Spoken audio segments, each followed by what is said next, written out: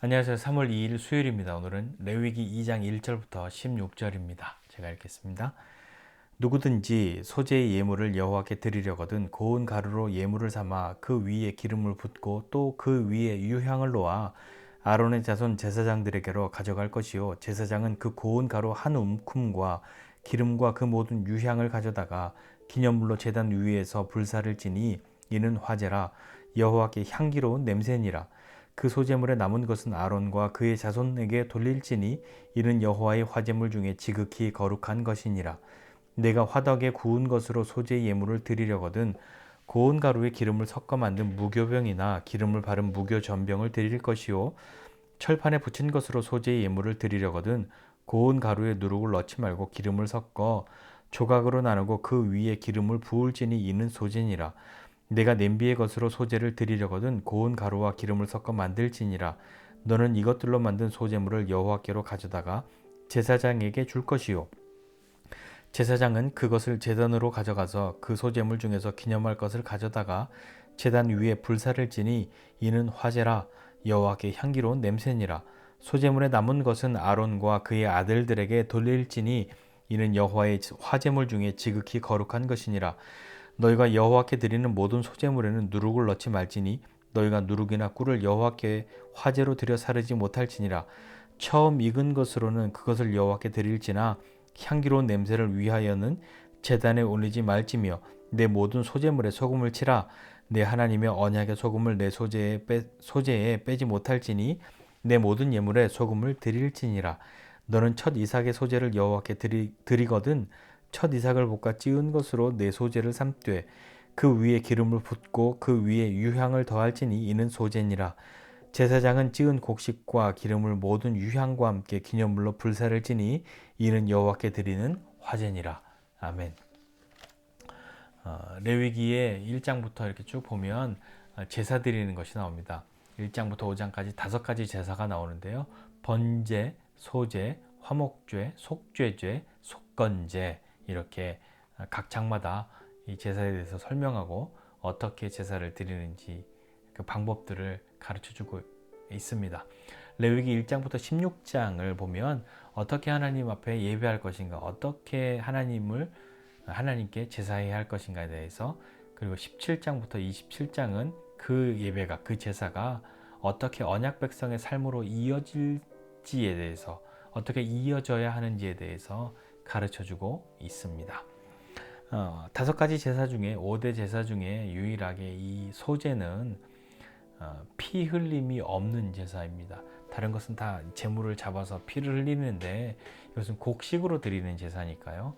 피 흘림이 없는 제사죠. 소제는 매일매일 내가 성결한 삶을, 거룩한 삶을 하나님 앞에 드리겠다는 그런 마음과 매일매일이 하나님의 은혜 가운데 있음을 감사하며 나아가는 그런 제사입니다. 이 드리는 방법, 소제의 방법을 5가지 여기 얘기해 놓고 있어요. 고운 가루, 그 위에 유향을 놓은 것 하나, 화덕에 구운 것으로, 또 철판에 붙인 것으로, 또 냄비의 것으로 이렇게 하고, 그 다음에 첫 이삭에 그걸 막 빻아서 볶아서 찌은 것으로 소재를 삼아라. 네, 기름을 붓고 그렇게 하라. 이 5가지 방법으로 소재를 드리는 것들이 나옵니다. 이 소재를 드림에 있어서 특별한 규정 이런 것들 어떤 방법으로 하라 하는 것들은 여기 다 설명에 나와 있는데 유독 눈에 뜨이는 것은 뭐냐면 11절이에요. 모든 소재물에는 누룩과 꿀을 넣지 말아라 라고 말씀하고 계십니다. 누룩과 꿀은 나쁜 것이어서 그럴까요? 아니요, 그렇진 않아요. 12절을 보면 누룩과 꿀도 처음 익은 것으로는 그것을 하나님께 드릴 수 있었지만 이렇게 불로 태우는 화재로는 다른 제물과 함께 그렇게 섞어서 태우지 말아라 라고 말씀하셨습니다. 왜 그러셨는지는 구체적으로 이유를 밝히지 않지만 추측하건대 이것도 역시 하나님이 말씀하셨기 때문에 이것을 이대로 해야 하는 것인데 왜 그러시는지 설명해 주셨다면 조금 이해가 되겠지만 그런 설명은 사실 안타깝게도 나와 있지 않아요. 그래서 학자들이 추측하건대 출애굽할 때 이 누룩을 넣지 않은 무교병, 이 누룩을 넣지 않은 떡을 들고 나왔으니까 그것을 기억하는 것이지 않을까. 또 어떤 사람은 이 누룩이 부패 발효하니까 이 부패한 것을 상징하는 것은 아닐까.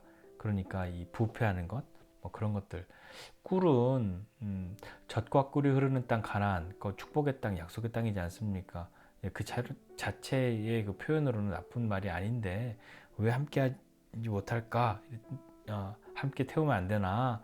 이렇게 할 때 또 어떤 학자들은 이 꿀이 이 가나안의 어떤 문화, 가나안의 어떤 재물 이런 것을 상징한다고 이야기하는 사람도 있습니다. 여하튼요, 그냥 추측이니까요. 그런데 또 보면 이거는 누룩과 꿀은 함께 태우면 안 되는데 꼭 넣어야 하는 것이 있습니다. 13절에요. 모든 수제물에 소금을 칠하고 이야기하십니다. 이 소금은 그 13절에 보니까 내 하나님의 언약의 소금 이렇게 되어 있습니다. 하나님의 언약을 상징하고 있는 건 소금인 거죠. 그러니까 어떠한 제사를 드리든 어떻게 나아가든 하나님과의 언약을 기억하고 하나님의 말씀을 기억하고 그것에 근거하여 하나님 앞에 나아간다 하는 것을 잊으면 안 된다라고 말씀하신 것이지 않겠습니까? 또 어떤 분들은 또 이야기하기를 어차피 다 태울 건데 뭘 빼든 뭘 넣든 그 뭐 티가 나냐 이렇게 생각하실 수도 있지만 어제도 말씀드렸지만 중요한 것은 하나님이 말씀하신 대로 하나님 앞에 나아가는 겁니다. 제물을 드림에 있어서 이것은 내 만족을 위해서 드리는 것이 아니라 이는 여호와께 향기로운 냄새니라 이렇게 말한 것처럼 하나님이 기뻐 받으실 수 있는 것이어야 하는데 불순종으로 드리는 것을 하나님이 기뻐 받으실 수 있을까요? 크든 적든 하나님 말씀하신 대로 드려야 하지 않겠습니까? 남들 보는 눈은 있으니까 내가 좀 뭐 이 큰 소를 제물로 드려야 할 건데 처음에는 그랬는데 맨날 이거 하다 보니까 뭐 드려도 좀 덜 아까운 소, 우리 집 소 중에 뭐 병든 소 좀 그런 거 드리면 되지 뭐 어차피 태울 건데 뭐 그렇게 할 수도 있잖아요. 그것 때문에 하나님이 나중엔 성전문을 닫아버리겠다, 닫고 싶다 이렇게 말씀하시지 않았습니까? 오늘 이 말씀 보면서 하나님께서 소재에 대해서 말씀하시고 또 매일매일 내 삶을 구별하고 거룩하고 성결한 그런 내 매일매일의 일상을 하나님 앞에 감사하면서 또 하나님이 베푸신 그 은혜 가운데 내가 매일매일을 살아가고 있음을 주님 앞에 내어드리면서 그렇게 가고 있는데 이 소재는 곡물로만 드린다고 했습니다.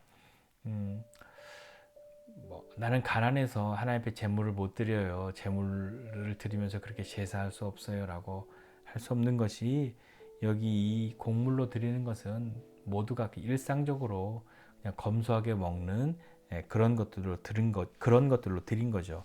그러니까 화덕에 구운 것이나 철판에 부친 것이나 냄비에 이렇게 막 했던 것 그냥 매일매일의 일상이잖아요. 곡물이 상징하는 것 우리가 매일같이 밥을 먹는 것처럼 매일 사용해야 하는 매일 먹는 그것처럼 우리의 매일매일이 하나님의 은혜 가운데 있다는 것을 고백하는 겁니다. 하나님의 은혜임을 알고 또 내 일상이 하나님의 베푸신 그 은혜 가운데 있음을 고백하는 것이죠. 자, 오늘 이 소재를 보면서 우리의 매일매일의 일상은 어떻습니까?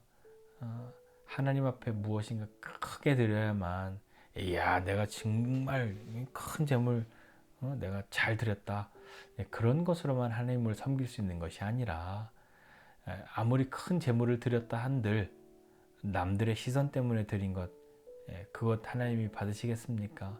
정말 하나님 앞에 모든 것 내어드리고 싶지만 가진 것 없어서 비둘기 한 마리도 드릴 수 없어서 곡식 한 줌을 하나님 앞에 드린 그 사람의 마음을 하나님이 안 받으시겠습니까?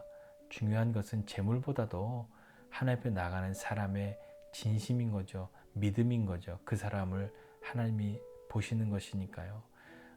그를 받아주시는 것이기 때문인 거죠.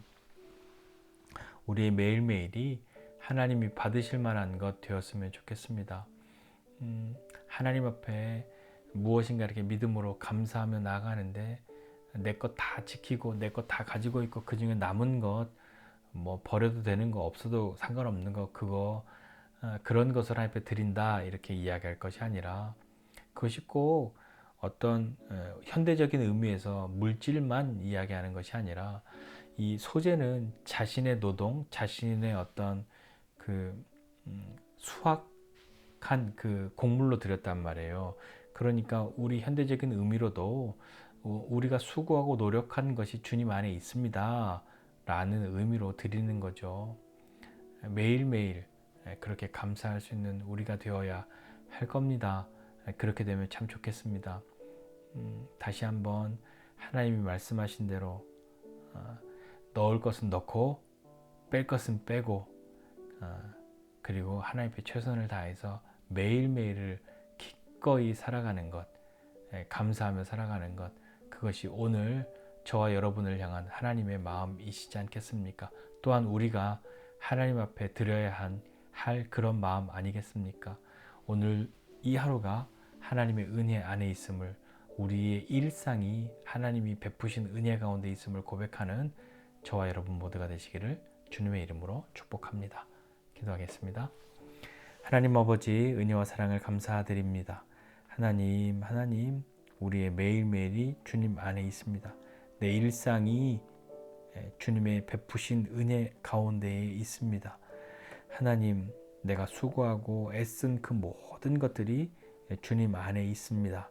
그것을 믿음으로 감사하며 드리는 그 소재와 같이 우리도 믿음의 소재를 매일같이 주님 앞에 드릴 수 있는 사람 되게 하여 주시옵소서. 감사드리고 예수님의 이름으로 기도드립니다. 아멘.